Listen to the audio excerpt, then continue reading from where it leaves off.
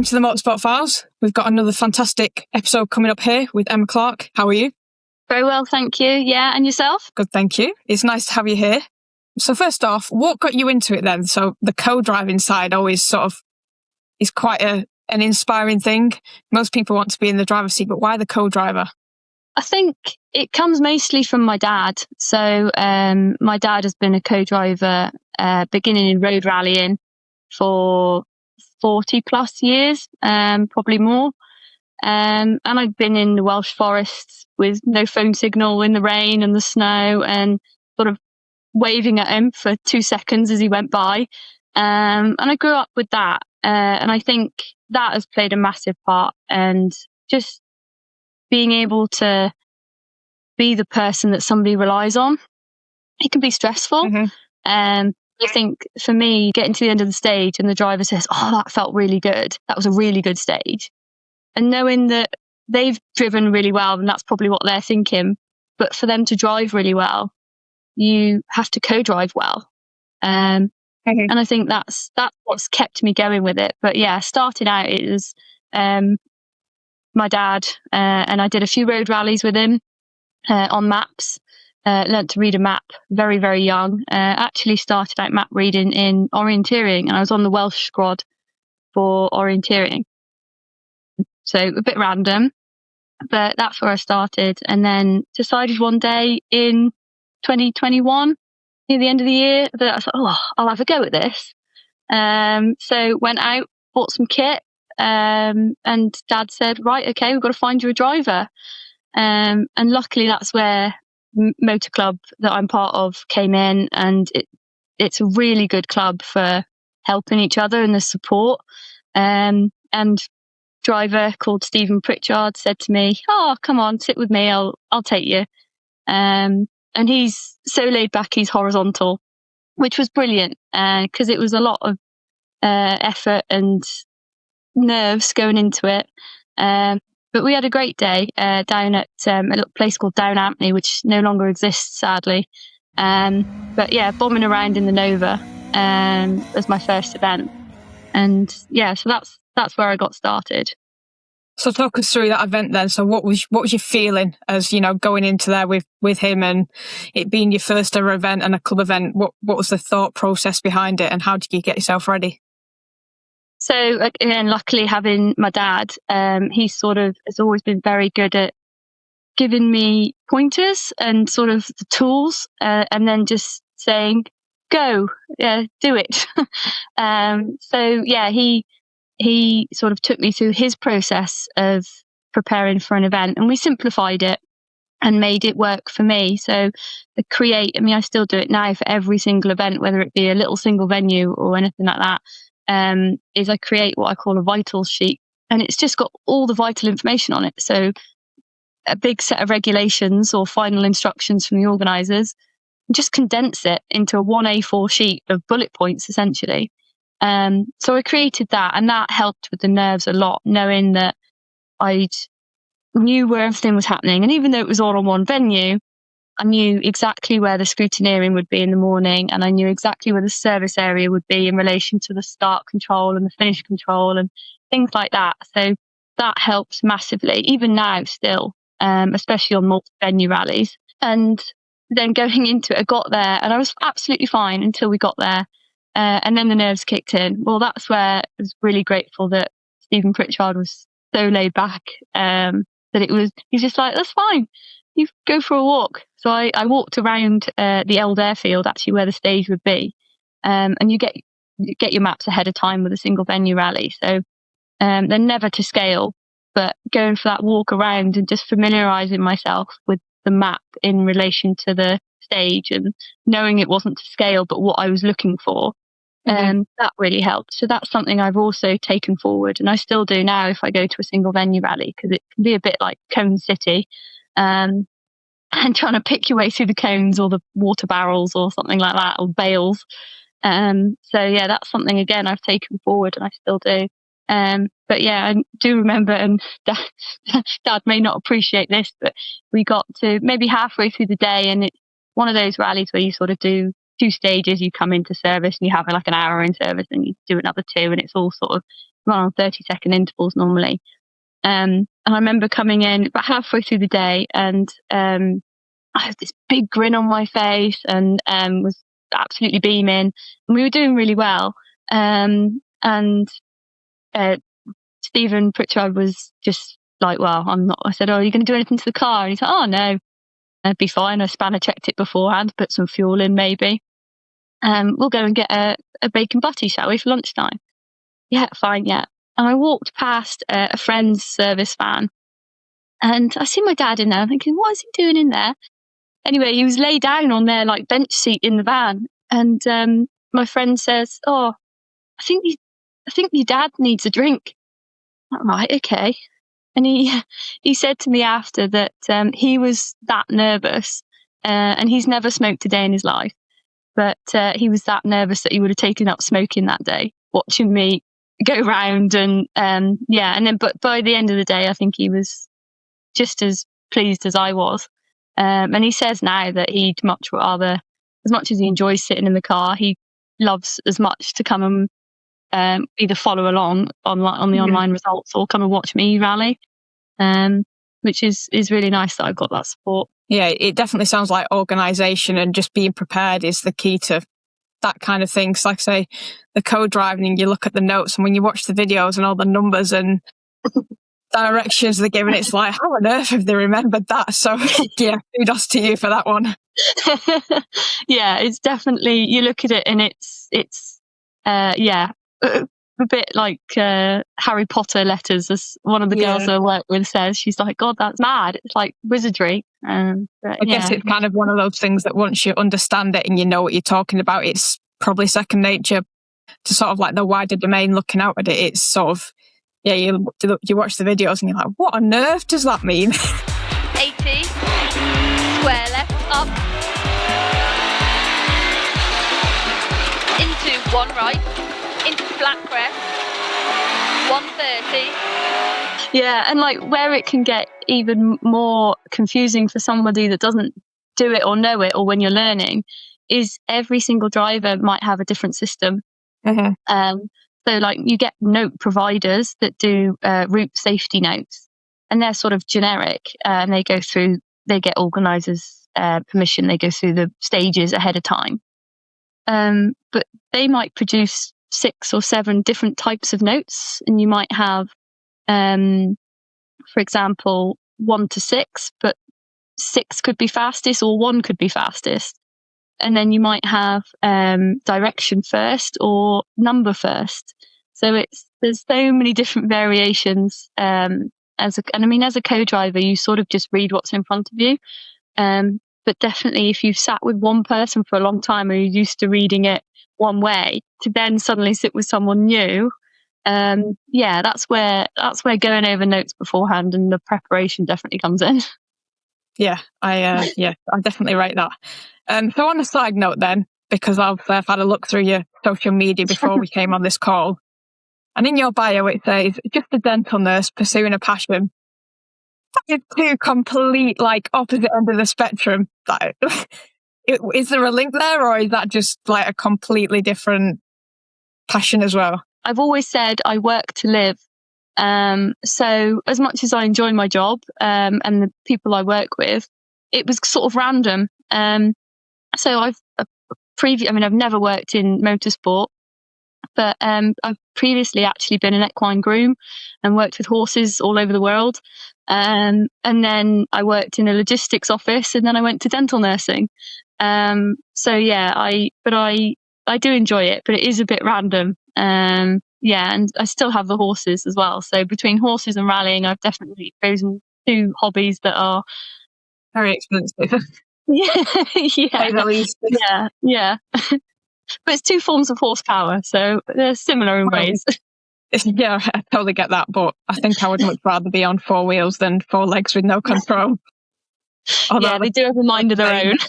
Yeah, like I say, in the co-driver's seat, like you've got no brake pedal or nothing, so yeah, definitely a brave person. So obviously females in motorsport were quite often seen as the minority, whether that's a marshal, a driver, a co-driver, a truckie, you name it. There's sort of a very limited amount of females. What is your sort of perspective on that? Do you think that there's enough opportunities for females to get into motorsport? How do you feel as a female in a male-dominated sport? This is where, like, I can't pretend to know anything about any other motorsport, but rallying in particular, my own sort of experience has been really supportive.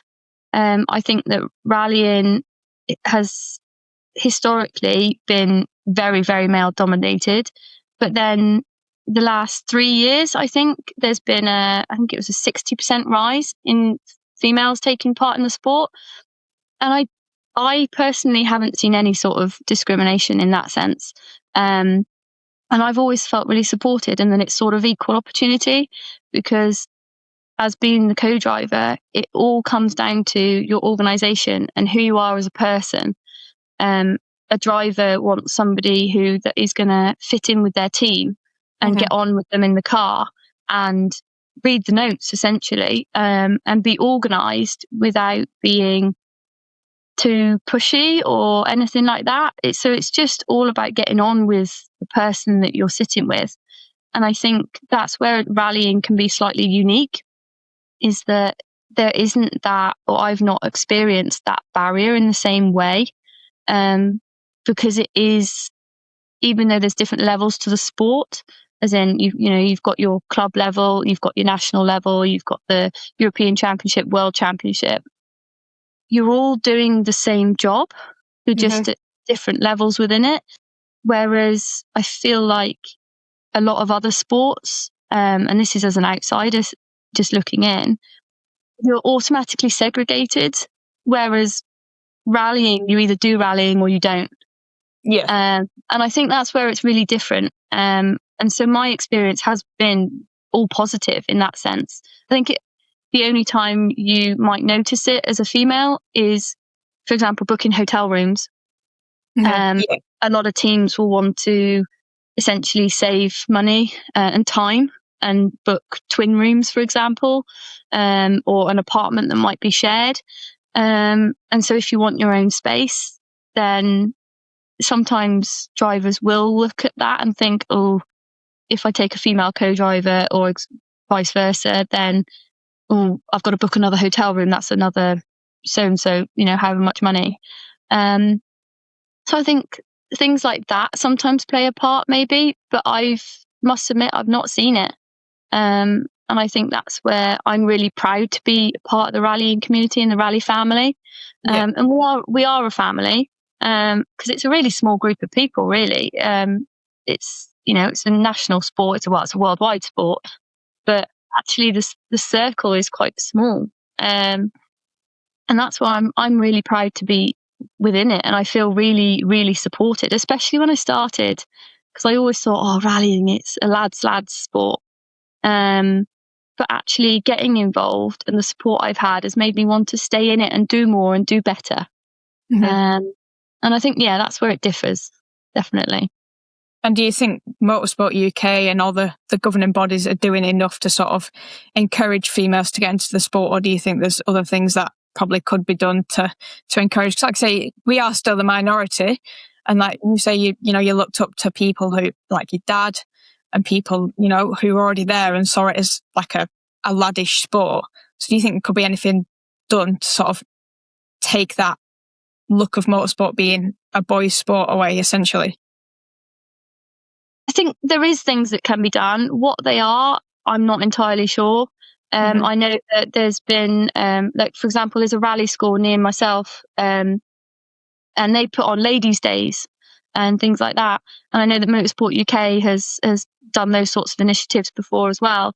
And I think they're really good, but you need to get that initial engagement almost like a step beforehand, because the mindset, I think, where I was slightly unique in that I had an inside step already with my dad, and having already been a member of my local motor club. I think girls that have had nothing to do with it, that have an interest but don't know where to go, just going to an event like that, or a day or anything, a taster day like that, can be really nerve-wracking. Even if you know it's only a women's only day, just turning up can be quite a big thing. So I think whatever is done needs to almost be like an interim step to that. Just to get it out there that motorsport in general isn't just a lad's sport. It's not, it can be for women as well. And you can be just as respected and have just as much fun. But it is difficult. I know it is difficult to get women involved, definitely. Yeah, no, I agree. I think, like I say, it's a sport for everyone, but just breaking them barriers down and making it accessible has been quite a challenge. But like I say, rally schools putting the female days on and things like that, it just encourages girls a little bit more, because I think sometimes when they see that it's just all males there, it's like, maybe I shouldn't, like, I'm just going to be sort of like, what's the word, looked down on. Whereas if there's females there, or a female coach, or, just a female within the environment, it just encourages more. And then they tell the friend, I've been to this event and there was a female coach, why don't you try it? And then I think it's just building that community, isn't it? Yeah, definitely. And I think I'm a member of the British Women's Racing Drivers Club as well, which, despite the title, does have a rallying section. And I think they're brilliant, just sort of quietly bolstering women in the sport. Not trying necessarily to break big boundaries, but just giving women a place and a club and a support network that can just bolster them up, basically, and give them the opportunity to be a part of a club that, yes, there's males involved in it, but it's a women's club that, without that sort of outside influence or perceived outside influence of it being all about men. They're a really great club for any woman getting involved in motorsport. I think they should get in touch with them, because they do so many days as well, and their own initiatives that are brilliant and really, really supportive. So there you go. Any females watching this, take them as advice. Go and have a look. So just another question then that's just popped into my head while you was talking then. Would you ever fancy getting in the driver's seat? Yes. I have actually been lucky enough at the local rally school, the Phil Price Rally School, on one of the women's days, they asked me to go along and sort of be there as somebody, as a woman in the sport, but take part as well, not just sort of watching. We got to have a go at in the Subaru around their track. That was interesting. It was dual control, but I got told he didn't use the dual control, but there is in-car somewhere.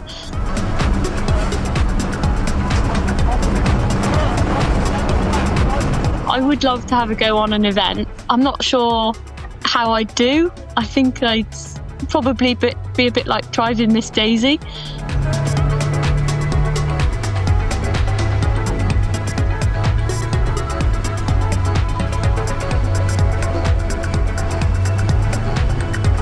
I think also being a co-driver, you have, even if you're not sort of mechanically minded or necessarily done a lot of driving, I think just being a co-driver, you learn to appreciate quite a bit about the other side of the car as well, and understanding sort of note sympathy, I call it. So knowing and understanding the notes that you're calling, but then how that relates to the driving. So I think it would be interesting. I've co-driven for a fellow co-driver before, and they sort of said the same thing. It was, two co-drivers in a car, what could go wrong? Everything. But no, that was really good. So I would be interested to drive, but I'd be a bit nervous. How's it feel then with someone actually telling you the notes and all the numbers? Is it sort of second nature? Like, do you pick it up really quickly, or is it quite hard because you've sort of got your set way of how you do your notes, as we mentioned before? Yeah. And all of a sudden you've got someone else in the co-driver's seat, and their method might be completely different. How did that feel? Yeah, it was weird to start with, but But I think as I got going round that little stage, and calling the notes, I think that, having known notes before, known that system that was being called to me, Mm-hmm. I think it really did help. But it was very strange to begin with. I was almost processing what he was saying beside me, but not translating it into the driving. It was almost like, oh, he's saying it in this way and his intonation is this, and does that mean that there's, it could be whatever he was calling, I don't know, a 3 right, so sort of mid-speed right-handed corner. But he was saying it in a certain way that, is there a bit of caution to it? Is it a flat 3 or is it a comfort lift sort of 3? So I was definitely a bit slow to begin with, just from the extra thinking going on in my head. I don't necessarily think that's a bad thing. No. Right. So obviously you've done a lot of club stuff.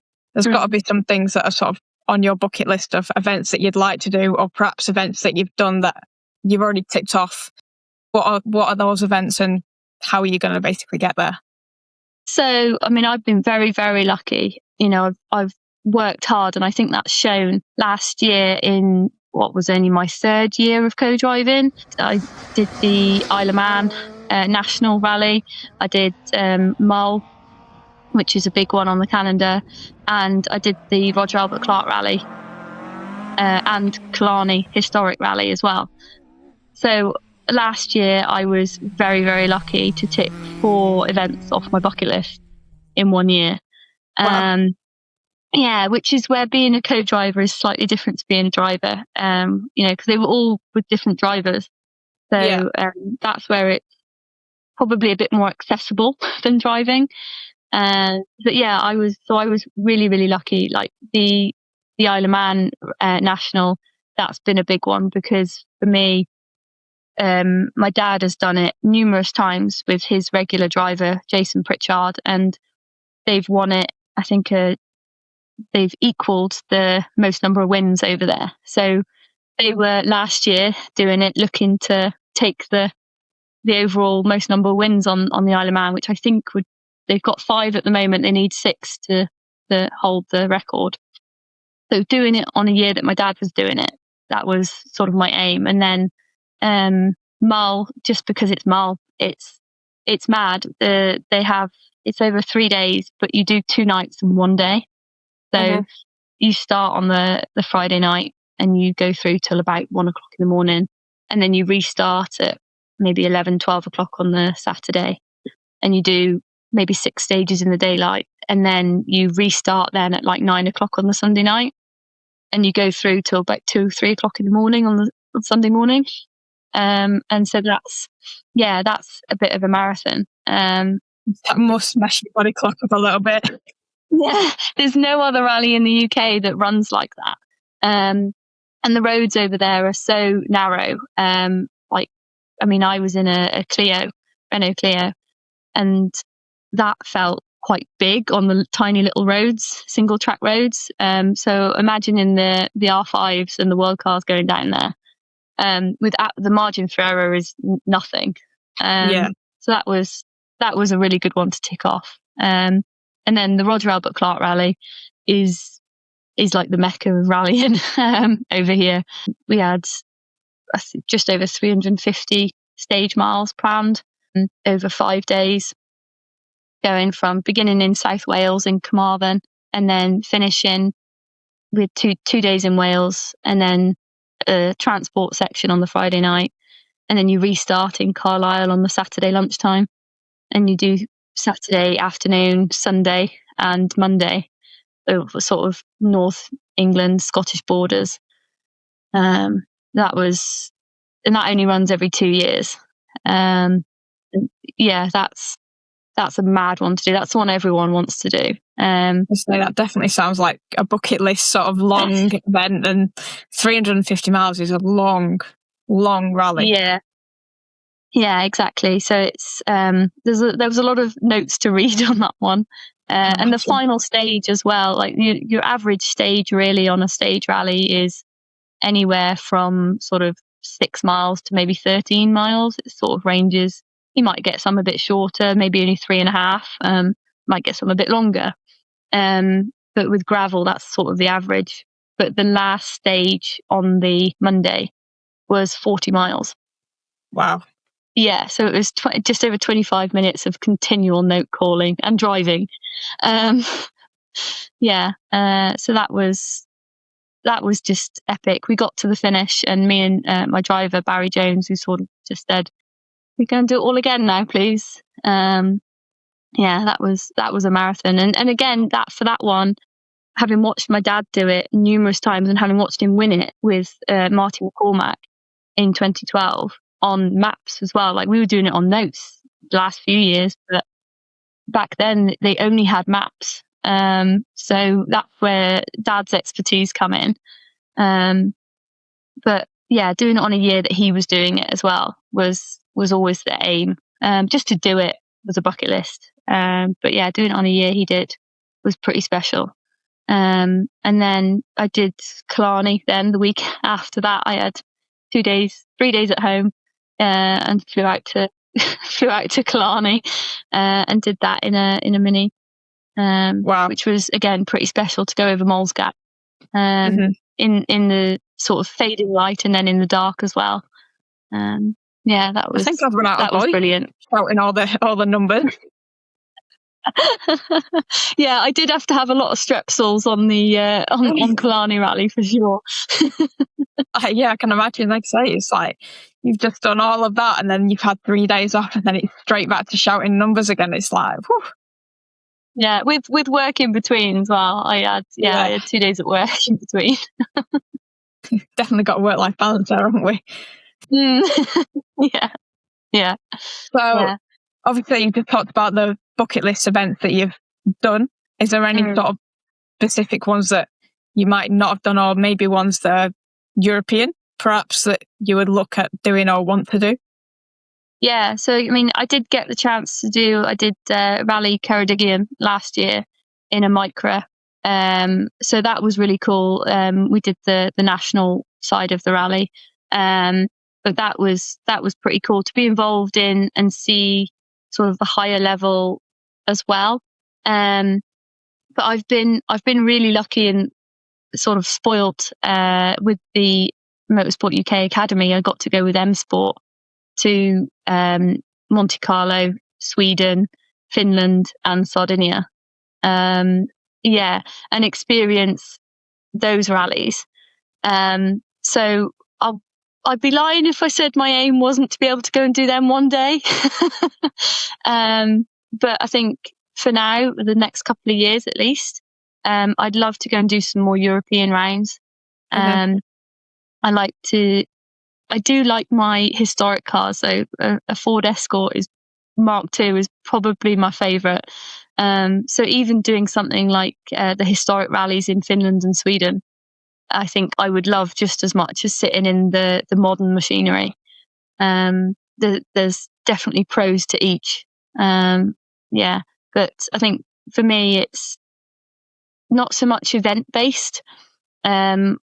As much as I'd love to go and do all those big events. My aim this year particularly is to develop myself as a co-driver, and look at my processes and what I'm doing in and out of the car, and develop those and learn and watch. And we're very lucky we have a camera in the car for each rally, so I can look at my in-car, and I can, as much for the driver to look back at their own driving. I can listen to myself back, and I can critique myself and send it to other people as well. But I'm really lucky that I've got a support network that I can send my in-cars to different people, and they all critique it for me. So it's not just myself looking at it thinking, oh, that's fine. Don't need to improve that.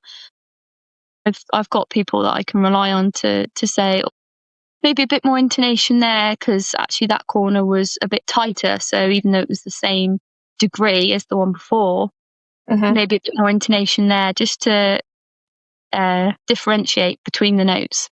So that for me, and doing recce as well. So recce is something completely different, where you can go and make your own notes. You only get that on certain rallies. So in the UK, it's the British Rally Championship, you get the chance to go and do a recce. You do get the chance on closed road events at just national level as well, but it's not all drivers want to make their own notes. They'll just buy the organisers' notes. Yeah. So that's probably a hell of a lot easier. yeah, you're not buying the pace notebooks and loads of pencils or anything like that. Sharpeners and a rubber. But it's, for me, it's much more this year. Definitely is a lot more about development of myself, and what I can do to better myself to help the driver and the team. Whether that be, what tyre pressures we need where in what weathers for what tyres, to what time the table's booked for food, anything like that, really. Been so spoilt last year with bucket list rallies that I almost don't have one thought of at the moment. That's not necessarily a bad thing. And like you say, you've done all of them. I mean, now you've got a development plan in place. I think it's quite a strong position to be in. And especially with all the current rally drivers who might be looking for a co-driver to sit in with them, the fact that you're demonstrating that ability to reflect and look back, and actually go out there and ask for basically criticism from other professionals sort of shows that level that you're at, because a lot of people would just sit back and go, it was perfect, we didn't crash, so what do I need to change? Whereas you're demonstrating that ability to, you know what, we did it, but how could I, make that next step? How could I make it better for both me and the driver? I think it's a really crucial part of it. No, it is. It's definitely something that I think a lot of people could do more of. Yes, definitely. Like I said, I think it's such a difficult thing because it's hard to criticise yourself. Like I can watch my footage back. You can probably watch your footage back, and it's like, well, I don't really understand what I could change. But somebody else from a different perspective might just watch it and go, oh, it's just that little thing here, and it's those little margins that make the difference. And when you're talking rally driving, karting, any form of motorsport, it's those little gains that make you, the champion, basically. Yeah, definitely. You mentioned there being pros to different types of cars, and how you wanted to do a rally in an Escort. What is sort of the differences? Like, is there a dream car? Is it the Escort, or would you prefer to be in the more modern stuff, or why the Escort? I think it comes from the way that they drive. So I won't pretend that I'm an expert on cars. Definitely not. And that's another area where I'd like to develop and learn more and improve myself. But the Escorts are just fun. You get to go sideways, which on gravel is it's just good fun. And it just puts a smile on your face. I've got in car somewhere. I can't even remember which rally it was, and I just remember absolutely laughing going down the stage. And luckily we had a nice big long straight where I didn't really need to call anything, but we'd come around the corner before absolutely broadside, and just that feeling in those cars is brilliant. And I just think they just look cool coming through a stage, and the sound of the engine. The modern cars, the R5 cars, they're impressive because the speed at which you're coming into a corner and the braking, and then the acceleration out of said corner is just, it's mesmerizing to watch. It can be. I'm yet to sort of sit in that machinery on an event. I've experienced it on a test. I got to sit in with Marion Evans in his Yaris on tarmac, and the speed at which you're flying down the tarmac was incredible. And then the braking, and you're thinking, in an Escort or any other car, you're sort of braking 100 yards before that. So I think it's just very different ways of them going, that make it so difficult for me anyway to pick a favourite. The modern machinery being so quick, and the handling, whereas in something like an Escort, you you flick it too much, you're going broadside, which can look good, but isn't so much quick. So I think it's just how different they are as well. And especially when you get them on the same event, that's where rallying is beautiful, is because you can be on the same event, and you've got people in the Fiestas and the Polos and the Skodas and the R5s, and then on the same event doing the same rally, the same stages, you've got Novas, Minis, Escorts, Sunbeams, everything. And I think that's another reason why rallying is so special, really, and so inclusive, is because you've got all these cars doing exactly the same stages. I think that's pretty cool, and that should be celebrated a bit more as well. So one of the last things that I want to ask is, what is one piece of advice that you'd give to someone wanting to get into motorsport? I think just do it. The biggest thing that I could have done and that I did was join my local motor club, send them a message and just get involved, pop down to a meeting, and I promise everyone will be really welcoming. That's the first step. You don't need to have a car, you don't need to know what you're doing. I think rallying is supportive enough, especially at club level, that they'll help you.